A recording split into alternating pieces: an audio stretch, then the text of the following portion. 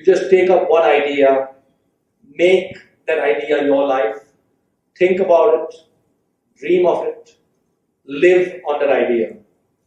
Let the brain, muscles, and nerves, let every part of your body be full of that idea, and just leave every other idea alone. That is the way to success. In 1994, I was 30 years old and I heard about Warren Buffett for the first time. And when I heard of Warren, I had really no knowledge of investments or capital allocation or any of those things. But what I was lucky about in '94 was the first couple of biographies of Warren Buffett had just come out at the time. And so I could look at this track record that Warren Buffett had from 1950 to 1993. It was a 44-year track record. And over that 44-year period, he had compounded money at 31% a year. And if you compound money at 31% a year, actually, I'll show you later, if you compound money at 26% a year, it will double every 3 years. 1.26 times 1.26 times 1.26 is 2. And if you're compounding at 31% a year, you will double your money in little less than 3 years, maybe 2.5 years or 2.6 years or something. So when Warren Buffett for 44 years had compounded at 31%, he was already on the 18th square of the chessboard when I first heard about him, because he had compounded. And so, I thought back to the story about the chess and the rice and so on, and I talked about Warren, and I said, wow, this guy is actually playing out that chessboard story. And that story is very powerful, because if you keep doing it, and if he keeps doing it, he's going to become the wealthiest person on the planet. And he became the wealthiest person on the planet. So it works. And but when I was thinking about all these things, like I said, I've never been to business school and really hadn't thought much about investments. And a few things kind of stood out to me. Basically, the investing world, hardly anyone followed Warren Buffett and his approach to investing in 1994 and even today. And hardly anyone had the returns that he had. So the investing professionals, if you will, did not follow Warren's approach to investing and did not have the results that Warren Buffett had. And I thought those two facts were cause and effect. I thought that the Buffett approach was the approach to kind of high rates of compounding. And if you didn't follow that approach, you were basically not going to go anywhere. And so I had these thoughts that these things were related. And so Buffett's approach looked replicatable, and no one was replicating. So I said, I like this compounding. I like this 26% or 31% a year, and why don't I give it a try? And how many of you have seen the movie Forrest Gump?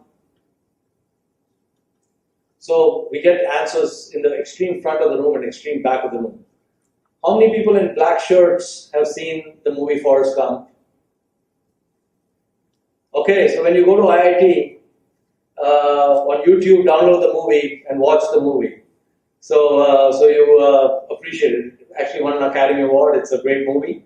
And I'm just going to play for you about 1 minute of the movie right now. So I never went back to work for Lieutenant Dan.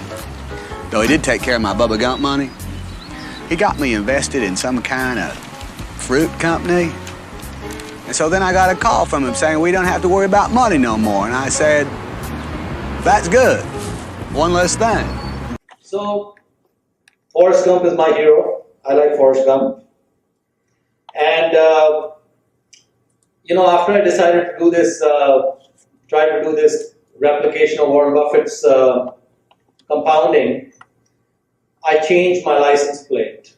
And of course, I think I might have mentioned to some of the Dakshina scholars last time But maybe for the people who are not in black shirts, what does my license plate mean? Maybe the ISP crowd can take a guess. So that's my real California license plate. That is on my real 6 Series BMW convertible. So what does the plate mean?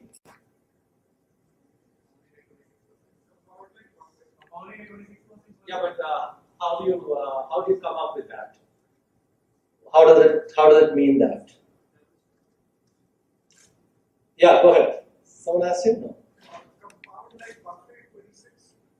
I'm sorry? Compound like Buffett 26. No. Compounding at lower bound of 36.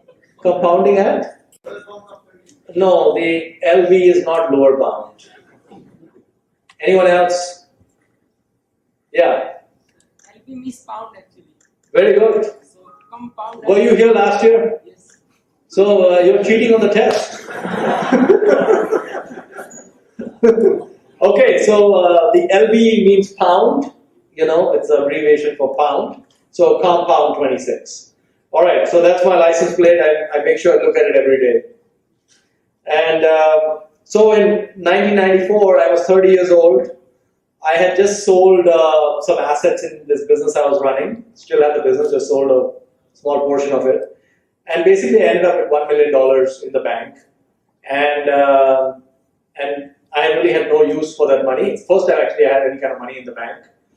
And at the same time I read these Buffett biographies and the chess overlaid with his 18 square.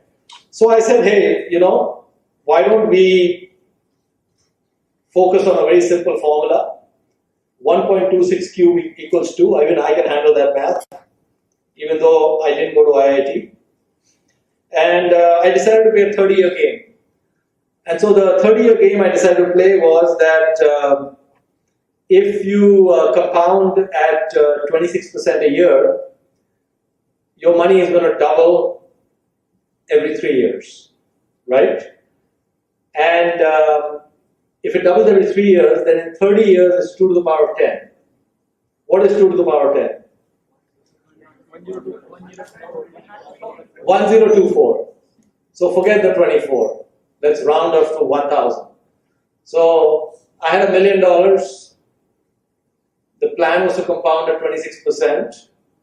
And so in 30 years, I should add 3 zeros to that, because it's 1,000 times whatever you had, and so it becomes $1 billion, which is a better number than $1 million. And so I said, let's go for the $1 billion. And my thought was that even if I failed by 90% or 95% or even 97%, it's still okay. All those numbers are okay. So I decided I would play this game. And of course, my hero, Swami Vivekananda, told me, just like I tell all the Dakshina scholars, you just take up one idea, make that idea your life, think about it, dream of it, live on that idea. Let the brain, muscles and nerves, let every part of your body be full of that idea, and just leave every other idea alone. That is the way to success. And so I think Swamiji said that for my benefit to compound money. That's my take on him anyway. So this is what happened. You know, in 1995, I started putting that $1 million to work. And for the next 4.5 years, from 95 to middle of June or middle of the year in 1999, it actually grew at 43.4%, way above the 26%. And the 1 million had become 5.1 million. So I said, all right, man, I knew this could be done. We got it done. And then, I had all these friends. I used to tell them, different stocks they should buy, and they used to make a lot of money with all the stock tips I used to give them. So they came to me and said, listen, this stock tip business is very random. We want you to manage some money for us. And then you do what you want, and we can have some benefit of that. So in July 1st of 99, I set up Pabrai Funds, and it started with $1 million. from 8 friends of mine. I also put in 100,000. And from 99 to 2007, middle of 2007, 8 years, Pabrai funds compounded before fees at 37.2% a year. And of course, I get paid outrageous fees. And so after fees, it was 29.4%, but both numbers are perfectly fine. So now, more than 12 years have passed since I started this, and things were working, going really well. Again, patted myself on the back, doing well. And then all hell broke loose. And for the next 21 months, we compounded at minus 47.1%. And I can just tell you, if you compound at minus 47.1% and the car starts going in reverse, the same thing happens in reverse really fast. Thankfully, that came to an end in 2009. And then for the last 4.25 years, we've been compounding back again at about 32.8%. So now it's been 18 and a half years. Actually, that slide is wrong. It's 18.5. But the numbers are right. It's 25.8%. So we undershot by 0.2%. But we still have 11 and a half years to go. Maybe I can make that up. We'll see.